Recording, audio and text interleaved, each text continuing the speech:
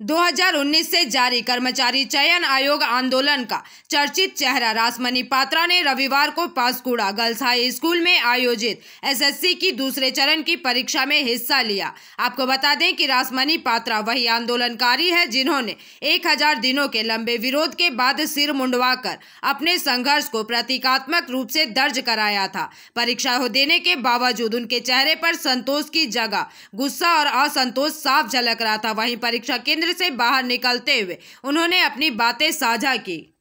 दीर्घ 9 বছর পর পরীক্ষা হচ্ছে, কতটা আশাবাদী? দেখুন, আমরা মানে এই সরকার এবং এই কমিশনের উপর কোনো আস্থা আমাদের আর নেই, একেবারেই নেই।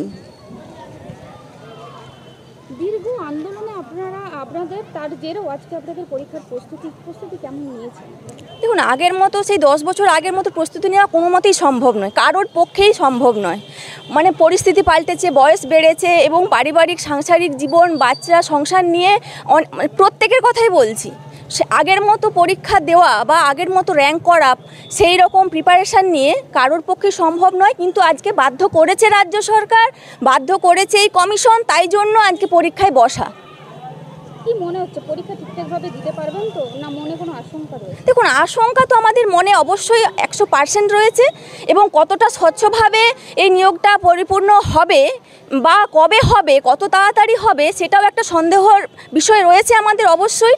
এবং আরেকটা বিষয়, যেটা আমরা যে পরীক্ষা দিচ্ছি, আমরা তো এটা দিতে চাইনি। এই পরীক্ষাটা, এটা তো একটা অ্যাকচুয়ালি আমাদের পক্ষে অন্যায়, আমাদের জন্য একটা অন্যায়। আগেও আমাদের প্রতি অন্যায় হয়েছে এবং এখনও আমাদের প্রতি অন্যায় হয়েছে। যারা যোগ্য টিচার তাদেরকে মানে যোগ্য অযোগ্য সব এক জায়গায় করে দিয়েছে, সবাইকেই রাস্তায় বসিয়ে দিয়েছে। যোগ্যদের আবার কিসের পরীক্ষা? কিন্তু অ্যাকচুয়ালি সরকার নিজেদের দোষ ঢাকতে, কমিশন নিজেদের দোষ ঢাকতে আজকে মানে যোগ্যদের ওপর সমস্তটাই দায়ভার চাপিয়ে দিচ্ছে। কিন্তু জানি না কতটা এর সমাধান হবে, কতটা ওনারা সমাধান চাইছেন। এই সমস্যার ওনারা সমাধান যদি চাইতো, তাহলে যোগ্য অযোগ্য লিস্ট আলাদা করে নিশ্চয়ই যোগ্যদের মান সম্মানের সঙ্গে বহাল রাখতে পারতো। এবং আমরা যারা ওয়েটিং দীর্ঘদিন গান্ধী মূর্তির নিচে বসেছিলাম, আমাদের সঙ্গে সরকার বারংবার প্রতিশ্রুতি, মানে বারংবার আমাদের সঙ্গে বৈঠকে বসেছেন, আলোচনায় বসেছেন এবং আমরা বারংবার মুখ্যমন্ত্রী, শিক্ষামন্ত্রী, এমনকি অভিষেকবাবু আমাদেরকে প্রতিশ্রুতি দিয়েছেন, ডেডলাইন দিয়েছেন আমাদের নিয়োগের। কিন্তু আমরা কোথায়, সেসব কোথায়? অ্যাকচুয়ালি আমাদের সঙ্গে প্রতারণা করা হয়েছে, আপনারাই দেখতে পাচ্ছেন সবাই, স্বচ্ছ জলের মতো পরিষ্কার।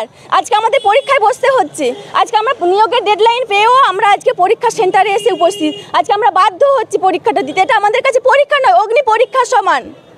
আমাদের জীবন নিয়ে ছেলে খেলা হচ্ছে, প্রত্যেকটা ক্যান্ডিডেটের জীবন নিয়ে ছেলে খেলা হচ্ছে, নতুনদেরকে জড়িয়ে দিয়ে নতুনদের ভবিষ্যৎটাও শেষ করা হচ্ছে। নারীদের অহংকার হলো মাথার চুল, নিজের মাথার চুল বলিদান দিয়েছেন এই আন্দোলনের জন্য। দেখুন, কেউ তো ইচ্ছে করে কারো সৌন্দর্য বা কেউ ইচ্ছে করে কোনো কিছু করতে চায় না। আজকে সরকার তো আজকে এই পরীক্ষাটাও কি কেউ দিতে চায়? আপনি বলুন না, কেউ দিতে চায় না, কিন্তু সবাই বাধ্য হচ্ছে, সরকার বাধ্য করছে, কমিশন বাধ্য করছে। এবং যে বিচার ব্যবস্থার উপর আমাদের আস্থা ছিল, সেই বিচার ব্যবস্থাও কিন্তু আমাদের প্রতি সঠিক বিচার করলো না। এটা আজকে বলতে বাধ্য হচ্ছি। অবশ্যই বিচার ব্যবস্থার প্রতি আস্থা রয়েছে, মান সম্মান, আমরা বিচার ব্যবস্থার প্রতি আস্থা ছিল রেখেই কথাটা বলছি যে অবশ্যই যোগ্য যারা, তারা ন্যায় বিচার পাবে, এখনও আশা রাখছি। যারা যোগ্য, তারা যোগ্য জায়গায় এই পরীক্ষার মাধ্যমেই মানে যাবে, সেই আশা রাখছি। এবং যারা যোগ্য ওয়েটিং, তারাও সবাই পরীক্ষা ভালোভাবে দিয়ে এবং তারাও যাতে মানে তাদের মানে স্বপ্নটা পূরণ হয়, সেটা ঈশ্বরের কাছে প্রার্থনা করছি এবং সরকার, কমিশন, বিচার ব্যবস্থার কাছেও প্রার্থনা করছি। Bureau report, PVTV news.